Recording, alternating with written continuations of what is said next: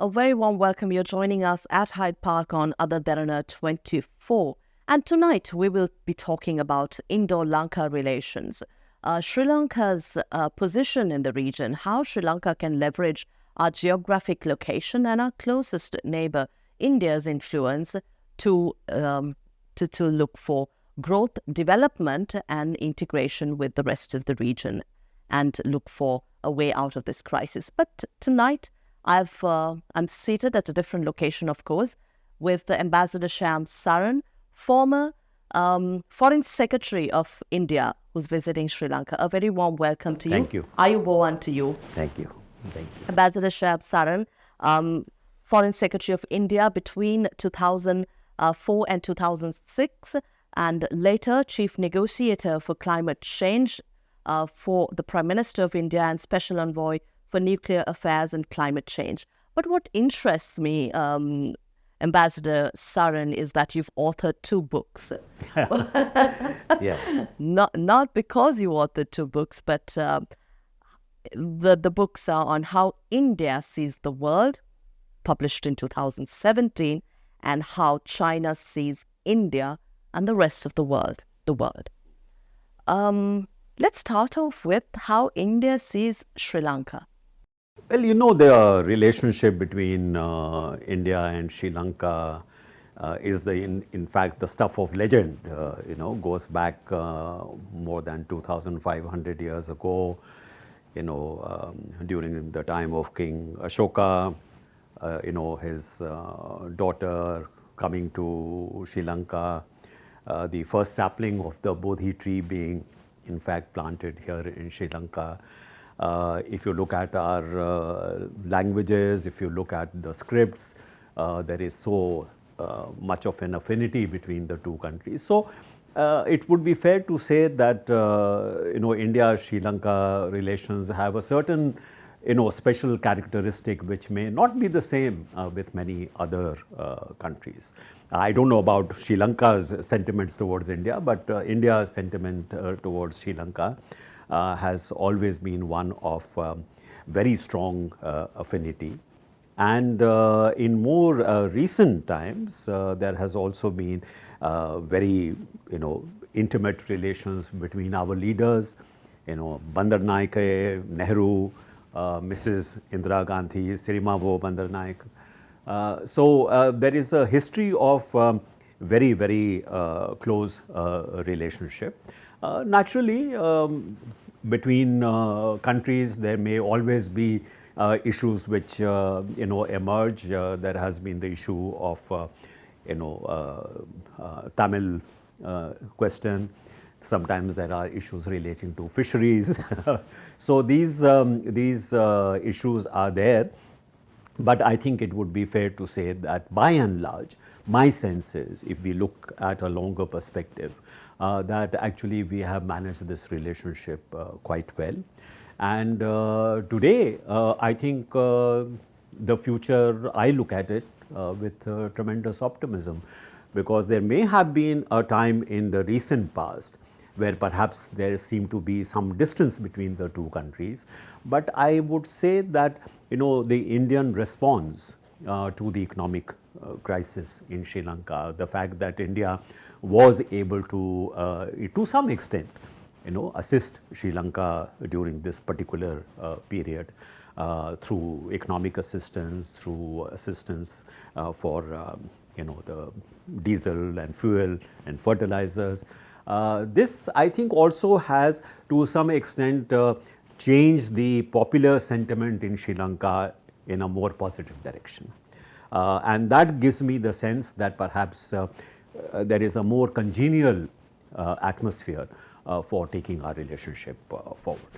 There may have been hiccups on the way between India and Sri Lanka in terms of our bilateral relations. And at the same time, one may also be concerned whether India is trying to have a stronger hold on Sri Lanka, trying to dictate terms to Sri Lanka in terms of having influence and power over Sri Lanka.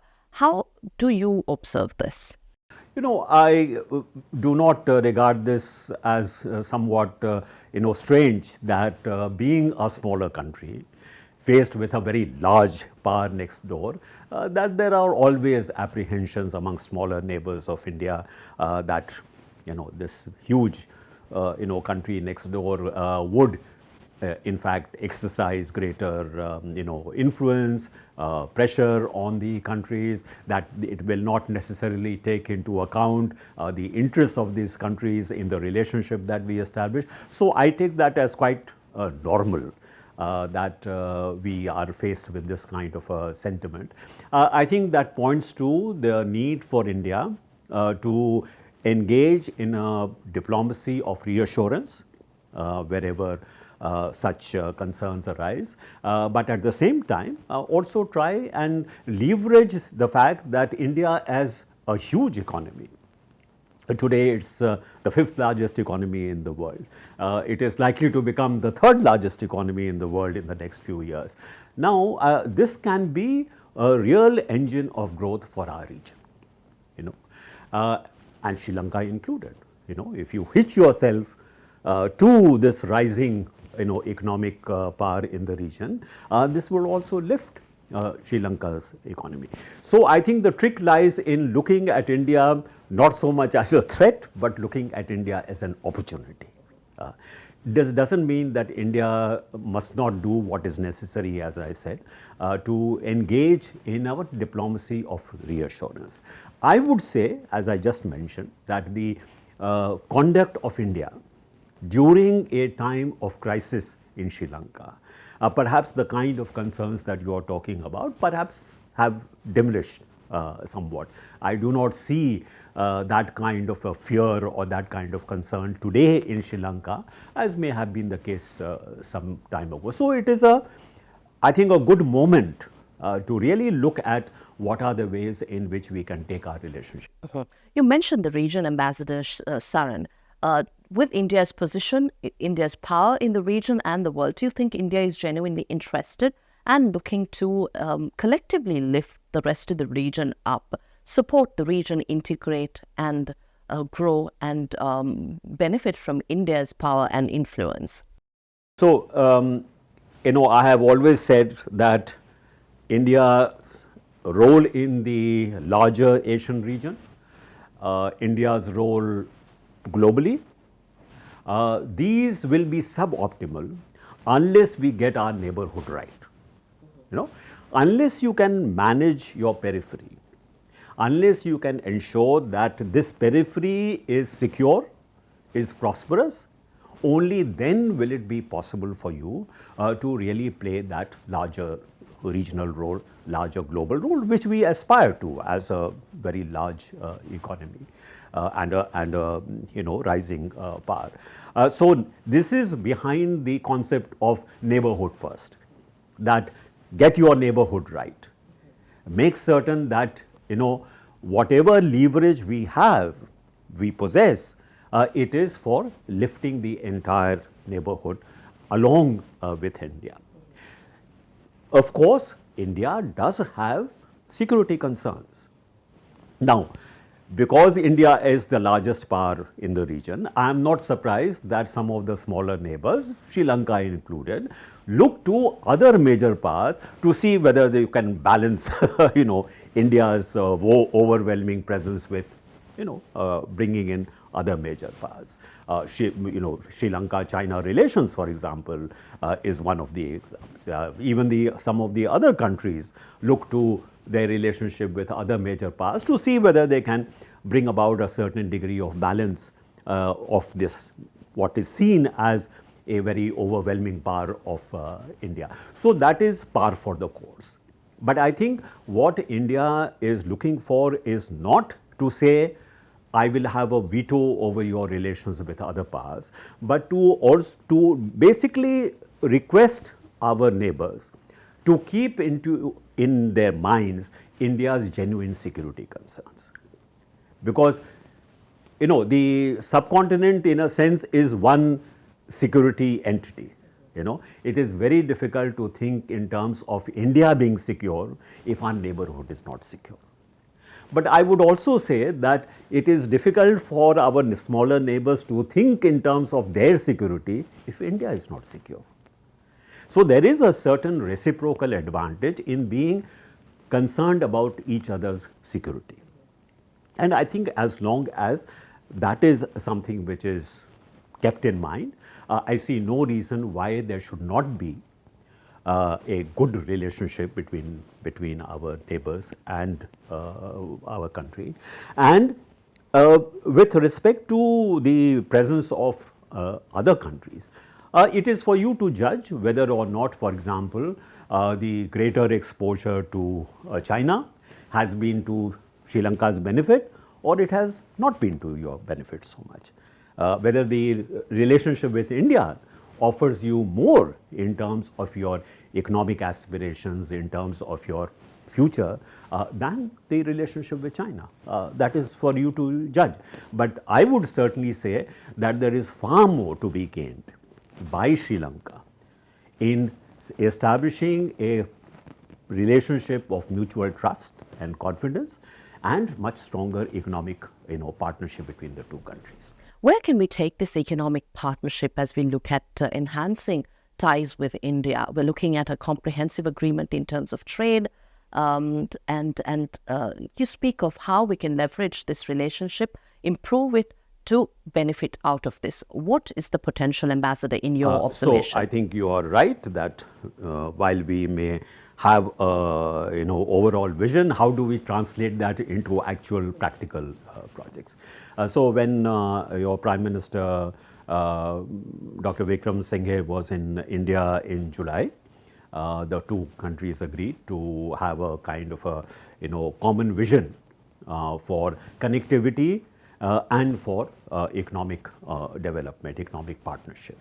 And there were, at least I saw 4 specific areas where the two countries can actually cooperate together.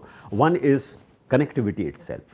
So we are looking at reviving the ferry services between India and Sri Lanka. These were very popular at one time.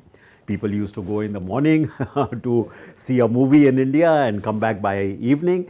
Why not get back to that kind of a very easy connectivity between the two countries? So that's one very important aspect. The second is, how about connectivity with respect to the power grid? So we are talking about, I just saw in the paper that the two sides have discussed possible grid connectivity between Mannar and Madurai in southern India. That would be a very major project in terms of meeting some of the energy security requirements of Sri Lanka. There have been also some discussion about a possible pipeline for petroleum products, again from India to Sri Lanka. That could be a very major gain for Sri Lanka. We are looking at in terms of energy security, what can we do to develop, for example, wind power in Sri Lanka or solar energy in Sri Lanka. I know there are other actors as well, but India has made considerable progress in renewable energy, and we think that we have something to offer in that respect. So I think there are 2 or 3 major projects being looked at as far as that is concerned. Then one very important part of that is the development of the the Trincomalee port project, where we already have a oil tank farm. But we are looking at how this can be developed into a kind of a petrochemical base for the entire region, not just for Sri Lanka and India. Also looking at how we can develop the port area and make it into a kind of a economic zone where India and other countries can invest.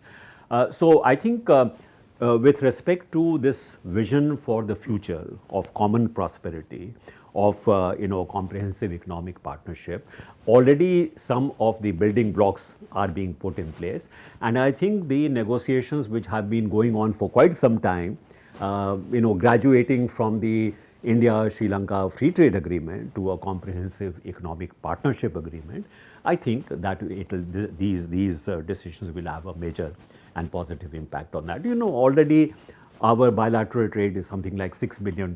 I remember when we started the free trade agreement, it was perhaps less than $1 billion.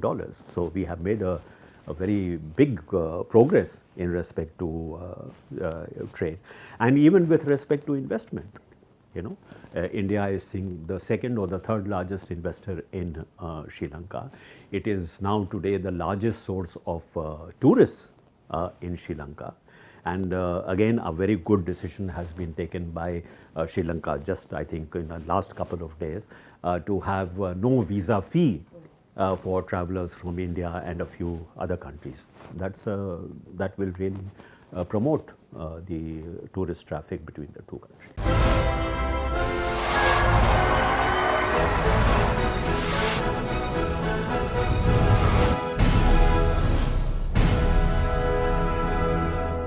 Again, Ambassador, we're meeting in Colombo, sitting across the port city built by China. I'd like to go back to your book, the book you authored on how India sees China. How does India really see China, and especially Sri Lanka's relations with China? We know that the recent visit of two Chinese vessels, of course, the second got approval recently, but the visits were seen very controversially from the Indian side.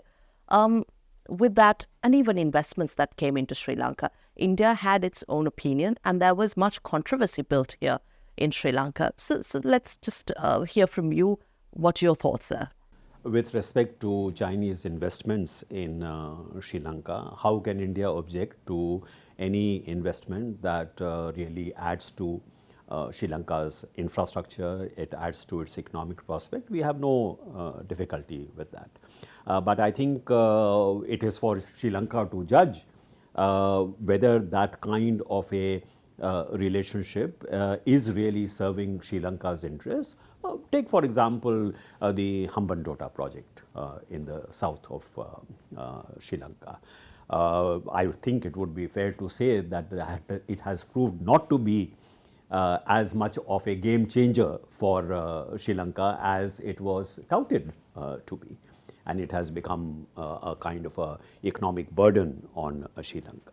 So infrastructure investment is good, provided it can generate enough income to be able to pay for it in the coming years. That has not happened with Hambantota. And I think that is the benchmark through which you need to judge that kind of relationship with China. It's not only the Sri Lanka experience, it has been the experience of several other developing countries that have actually been exposed to lending from China and have found themselves in a very, very difficult financial situation, unable to meet the repayments. And Sri Lanka itself, as you know, only just I think a couple of days ago, a agreement was reached with the Exim Bank of China. So it has been challenging not only for Sri Lanka but other countries as well. It would be fair to say you will not hear this complaint anywhere in the world about India. Much of what we offer to developing countries is grant, or it is credits at very, very low rate of interest. So even if you look at what India has been able to offer to Sri Lanka during this crisis period, it is always at very, very concessional terms. So it is for you to judge, what has been your experience dealing with China. China investing in ports is certainly welcome, but while China says it is not for military purposes, it ends up by trying to use it for military purposes. So if you see, for example, the terminals which have been built in Colombo port, why should you choose to put your submarines there? Why not put them in Sri Lanka's Navy's dockyard, which is the normal practice? So I think what worries India is that even though there are investments or assistance which are being touted as being only economic and commercial in character, they seem to end up by also serving some kind of a security purpose or defense purpose from China. So it should come as no surprise to you, therefore, that there are concerns in India, because the more there is a presence of Chinese naval forces in the Indian Ocean area, where they have not been there before, naturally it will cause. This is why I said that not that we can have a veto over your relationship with any other countries, but just as we may be cognizant of your security concerns, perhaps it is also worthwhile to look at some legitimate security concerns that India has with respect to Chinese presence in the region. For several years, India has followed a policy whereby wherever Indian interests are threatened, we take a firm position, but we have not let that exclude the possibilities of cooperation and collaboration between India and China. These are the two largest emerging economies in the world. There are many areas where they have certain common interests. I myself, as chief negotiator on climate change, India and China used to work very closely together, in their negotiations. Or if you take, say, multilateral trade negotiations, there also India's interests, Chinese interests were quite similar. So we were prepared to work wherever there were convergent interests, wherever there were economic opportunities that the two countries could actually exploit to their advantage. But also at the same time, naturally, India has to be concerned about the security challenge that China poses. So you have seen, a couple of years ago, the kind of very serious, situation that arose at the India-China border in Ladakh, and that situation has not been fully resolved. So there will be obviously concerns in India about what Chinese intentions are and what it is trying to do in our neighborhood. Of course, India's credit line to Sri Lanka during the height of the crisis came as a lifeline to the Sri Lankan society. Sri Lanka is thankful to India. At the same time, Ambassador, questions about whether this support comes with strings attached remains a concern. Of course, Sri Lanka has continued to say that Sri Lanka is in understanding of India's security concerns. But how do you see the changing dynamics of the relations here? So, I mean, I'm not aware of any strings being attached to whatever assistance we have extended to Sri Lanka during this crisis period. And I don't think India would have those kind of strings attached to whatever it provides. What I would say is that you look at India's assistance or India's support on its own merits. Because it's very easy to speculate on what this might mean in terms of pressure on Sri Lanka to behave in a certain way, to serve Indian interests in certain ways. At the end of the day, if whatever assistance India is providing results in a negative sentiment being generated in Sri Lanka, then what have we achieved? So the whole idea of this support is precisely to create a more positive sentiment about India. I don't think that particular interest would be served if in fact we try to link it together with various demands on Sri Lanka, particularly at a time when Sri Lanka itself feels somewhat vulnerable. So I don't think that is in my experience as a diplomat, I do not think that attaching conditions to the kind of support that we provide to countries has ever served us well. I think we have done much better when such assistance has been provided in mutual interest. I'm not saying that Indian interests are not served. Naturally, if we have a stronger economic partnership with Sri Lanka, it also serves India's interest.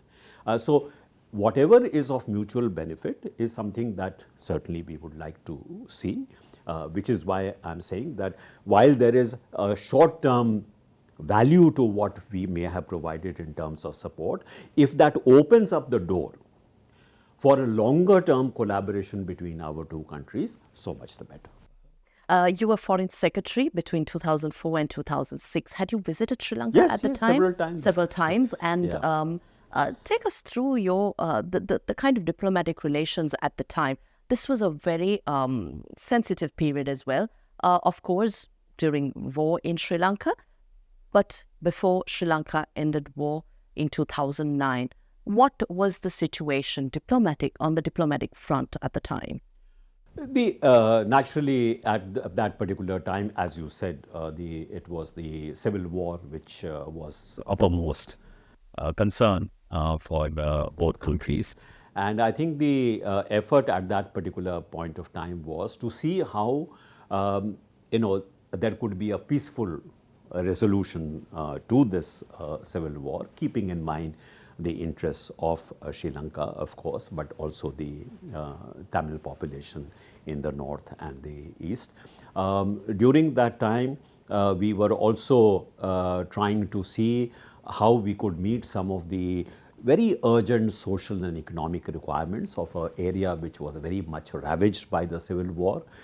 So if you look at one of the major projects, which I'm very proud that it actually took shape during my time as Foreign Secretary, was the building of something like 40 and now I think about 60,000 houses for people displaced in that region, and that has served very well in terms of ameliorating some of the economic hardship of the population there.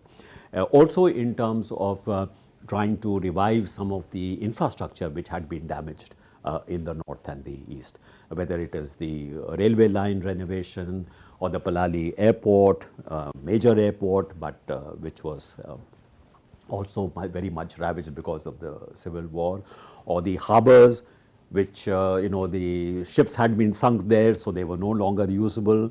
How to remove some of those wrecks, do the dredging that may be required. Many of these kind of projects which they were undertaken during that time. I myself visited Jaffna for a couple of times, and it was well, to some extent it was somewhat depressing to see the damage which had been done, but at the same time, the resilience of the people, the fact that the restoration of the infrastructure was actually beginning to give some benefits.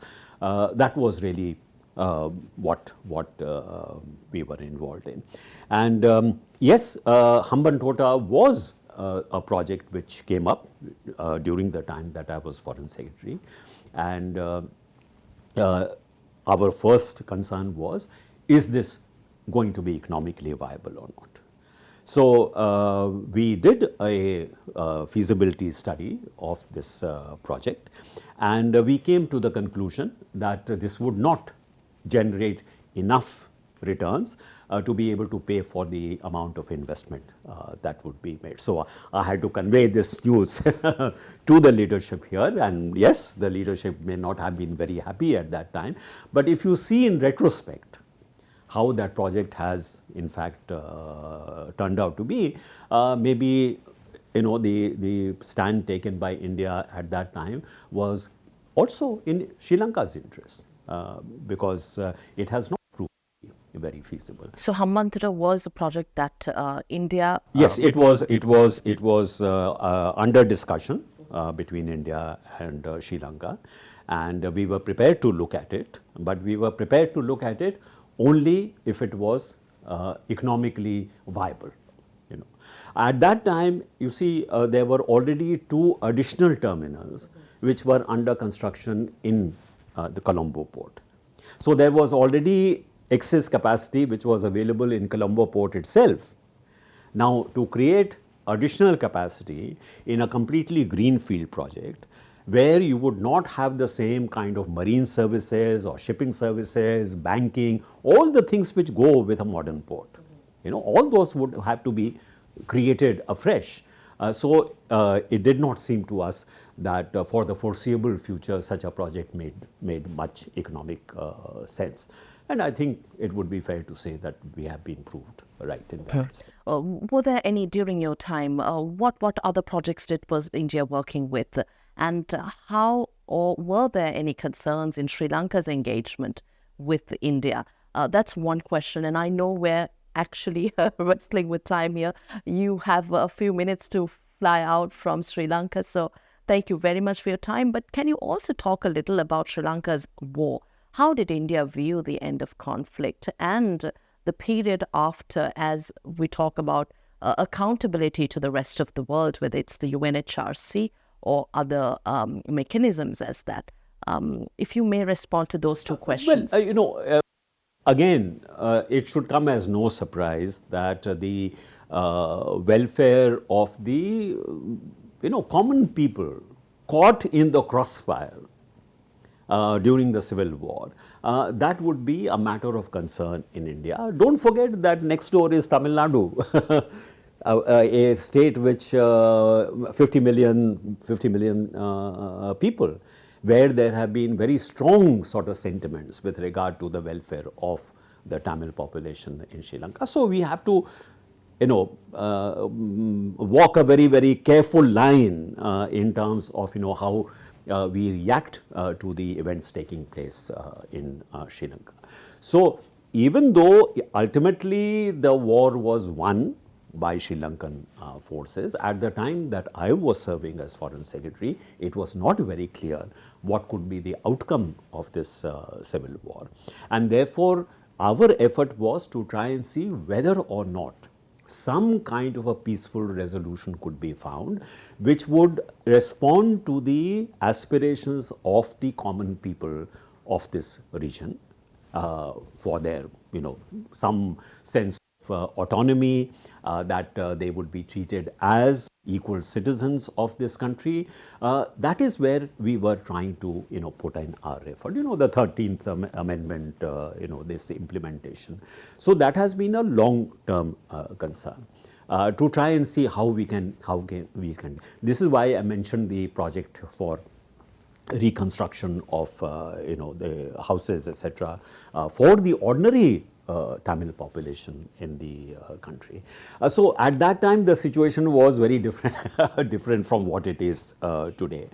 So much of the the visits that I was making to Sri Lanka, the talks that we were having with Sri Lankan leaders, it was essentially focused on, could we in some way, while maintaining the territorial integrity and sovereignty of Sri Lanka, which right from the beginning we said is not a negotiable element. But within that rubric, is it possible for us to find some way in which to respond to the genuine kind of concern, the genuine sense of perhaps being treated as second class citizens? Could that be addressed in some way? Because it would also be good for India, because it was also becoming a security concern in India. Also the refugee population in India from the northern part of Sri Lanka. Even today, by the way, there are 92,000 Sri Lankan Tamil refugees who are there in India. Let me take another minute and ask you this question. How can we really look at Sri Lanka collaborating or working with India to bring in reconciliation that lasts, so that we are accountable to what has happened, where citizens of Sri Lanka who have been displaced and the injustices because of the war can be addressed together with India? So we have always said that, yes, Sri Lanka forces won the civil war, and the Tamil Tigers were defeated, but that should not be treated as a defeat for the Tamil people of the region. They continue to be equal citizens of Sri Lanka, and really India cannot be a substitute for the reconciliation process that Sri Lanka itself must engage in. But we believe that for Sri Lanka's own future, that reconciliation process can only be in your own interests. And what we have tried to do is to contribute to that end by, as I mentioned to you, can we revive some of the damaged infrastructure in the region? Can we revive some of the connectivity which traditionally used to exist between say the Jaffna Peninsula and southern India. The more such projects come on stream, the more these kind of people-to-people contacts are established, the greater the sense of confidence that the people of the region will have. But this is a political, decision that Sri Lanka will have to take. How far do you want to go in terms of that reconciliation process, and not have, as I said, a sense of triumphalism. Thank you very much, Ambassador Saran, for your time here in Colombo. I know it's a busy schedule. My pleasure. But you're just flying out of Colombo, so thank you once again for taking the time. We had with us Ambassador Shyam Saran, former Foreign Secretary of India, joining us here in Colombo at Hyde Park on AdaDerana 24. Ambassador Saran was the Prime Minister's Special Envoy for Nuclear Affairs and Climate Change after he served as Foreign Secretary during the period from 2004 and 2006 in India, and is currently President of the India International Centre, member of the Governing Board of the Centre for Policy Research and of the Institute of Chinese Studies. He has authored 2 books, as we mentioned, on how India sees the world and how China sees India and the world. Well, thank you very much for watching. We'll see you again next week with yet another informative, enlightening discussion at Hyde Park here at AdaDerana 24. Have a pleasant evening. Good night.